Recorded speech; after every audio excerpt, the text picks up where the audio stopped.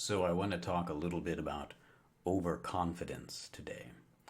And although there's a lot that we can say about the dangers of overconfidence, I'll focus in on just one particular danger that comes from individuals being overconfident. But to begin with, why do I even bring this up?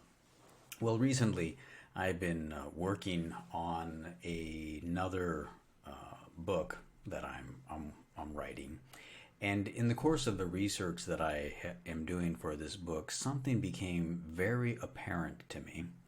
Um, that as we look at individuals from all over this earth, from a diverse backgrounds, education, cultures, ages, genders,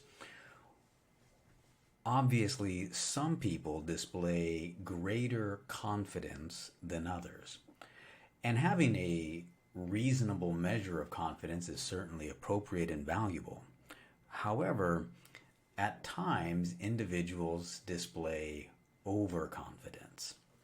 And I wanted to give an example um, with two clients that I was working with recently.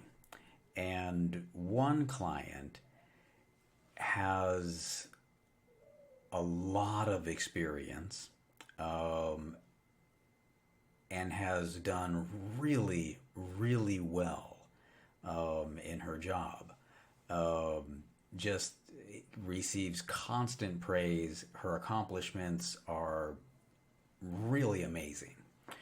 But she often is unsure about how well she can perform.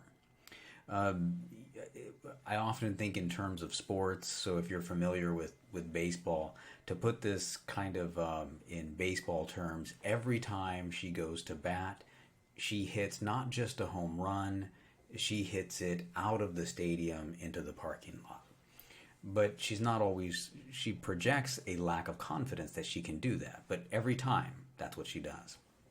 On the other hand, I was working with another client who has practically no experience, um, lacks a thorough understanding of the industry and field that they work in.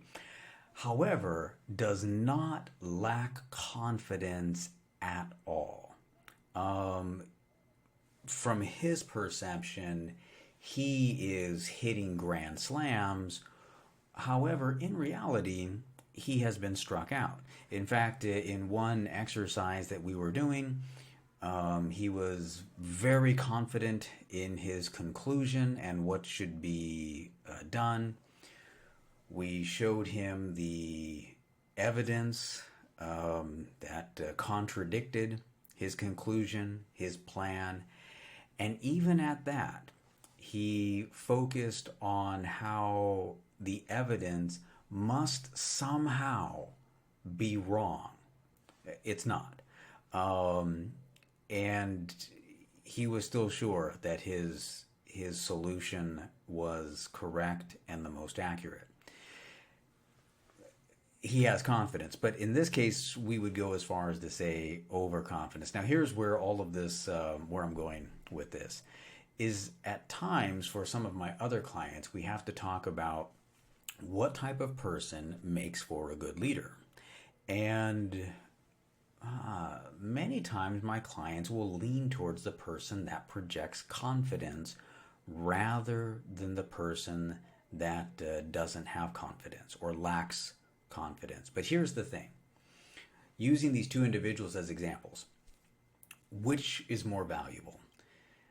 To have someone who is confidently going to lead your team off a cliff to their deaths, to their demise, or to have someone who will lead a team to success, to achievement. However, you might need to kind of push them to start moving in the right direction. Well, as I do with my clients, I don't tell people what to do. You get to decide.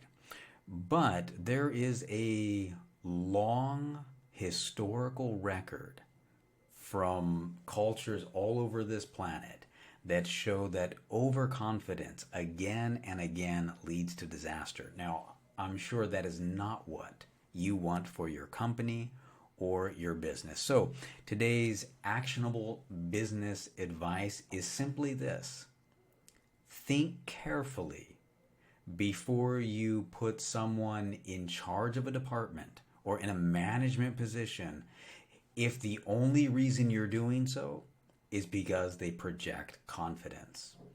Perhaps you may want to help motivate and encourage the person who constantly has success but maybe lacks confidence.